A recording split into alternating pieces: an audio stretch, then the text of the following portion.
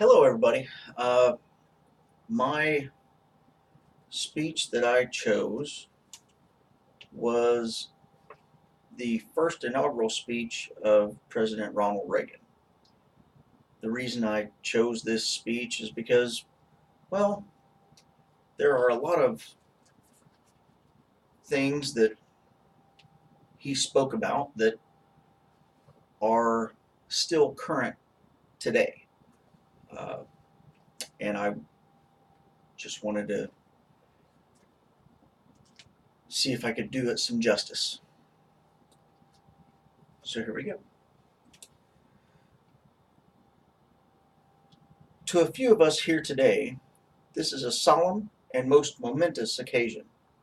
And yet, in the history of our nation, it is a commonplace occurrence. The orderly transfer of authority as called for in the Constitution routinely takes place, as it has for almost 2 centuries, and few of us stop to think how unique we really are. In the eyes of many in the world, this every 4-year ceremony we accept as normal is nothing less than a miracle. Mr. President, I want our fellow citizens to know how much you did to carry on this tradition. By your gracious cooperation in the transition process, you have shown a watching world that we are a united people, pledged to maintaining a political system which guarantees individual liberty to a greater degree than any other. And I thank you and your people for all your help in maintaining the continuity, which is the bulwark of our republic. The business of our nation goes forward. These United States are confronted with an economic affliction of great proportions.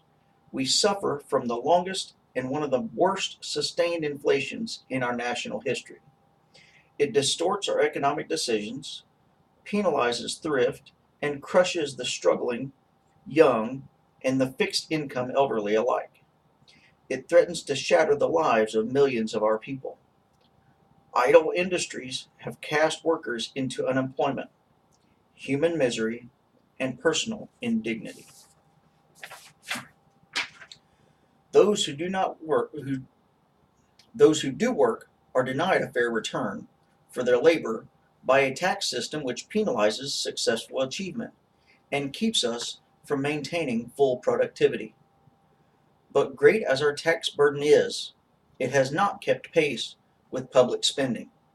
For decades, we have piled deficit upon deficit, mortgaging our future and our children's future for the temporary convenience of the present. To continue this long trend is to guarantee tremendous social, cultural, political, and economic upheavals. You and I, as individuals, can, by borrowing, live beyond our means, but for only a limited period of time. Why then should we think that collectively as a nation we are not bound by that same limitation? We must act today in order to preserve tomorrow. And let there be no misunderstanding.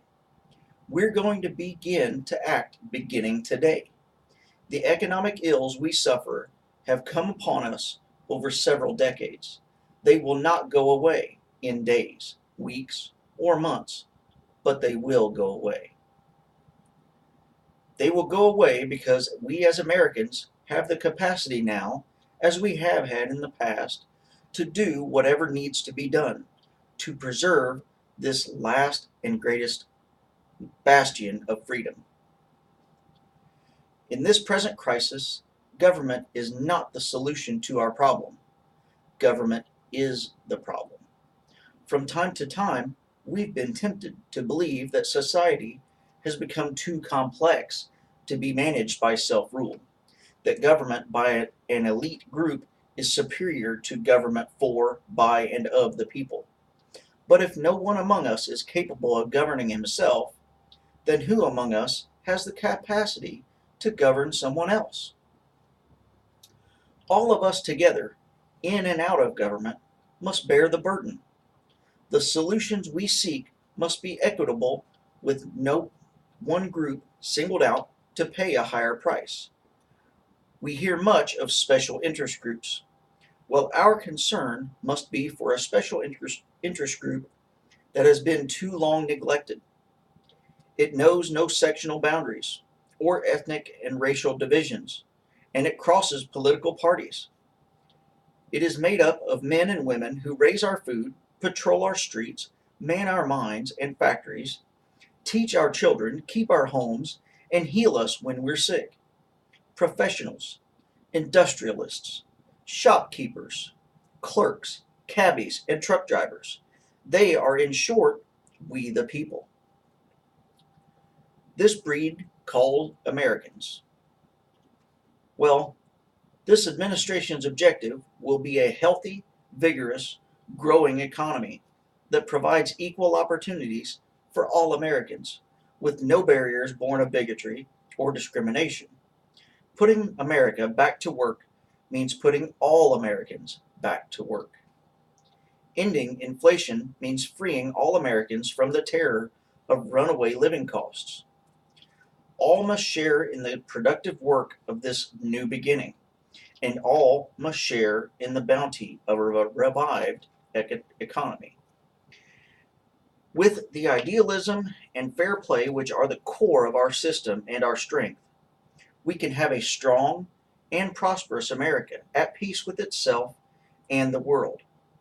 As we begin, let us take inventory. We are a nation that has a government, not the other way around, and this makes us special among the nations of the earth. Our government has no power except that granted it by the people. It is time to check and reverse the growth of government, which shows signs of having grown beyond the consent of the governed. It is my intention to curb the size and influence of the federal establishment and to demand recognition of the distinction between the powers granted to the federal government and those reserved to the states or to the people. All of us need to be reminded that the federal government did not create the states. The states created the federal government.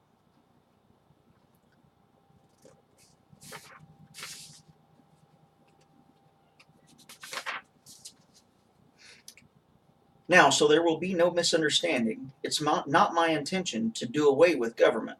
It is rather to make it work. Work with us, not over us. To stand by our side, not ride on our back. Government can and must provide opportunity, not smother it. Foster productivity, not stifle it. If we look to the answer as to why for so many years we achieved so much, prospered as no other people on earth, it was because here in this land we unleashed the energy and individual genius of man to a greater extent than has ever been done before.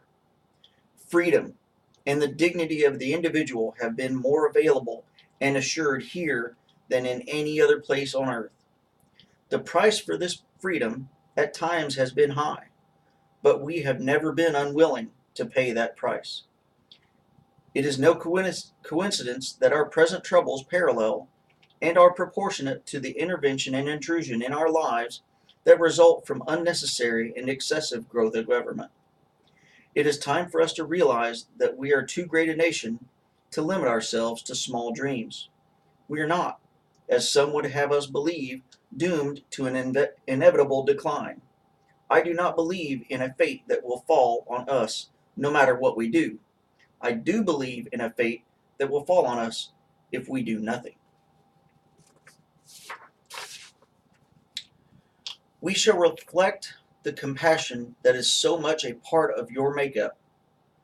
How can we love our country and not love our countrymen? And loving them, reach out a hand so they will be equal in fact and not just in theory. Can we solve the problems confronting us? Well, the answer is an unequivocal and emphatic yes. To paraphrase Winston Churchill, I did not take the oath I've just taken with the intention of presiding over the dissolution of the world's strongest economy.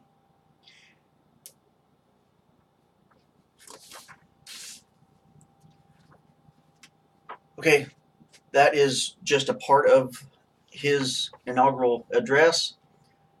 I hope you enjoyed it. I hope I did it some justice. Thank you very much.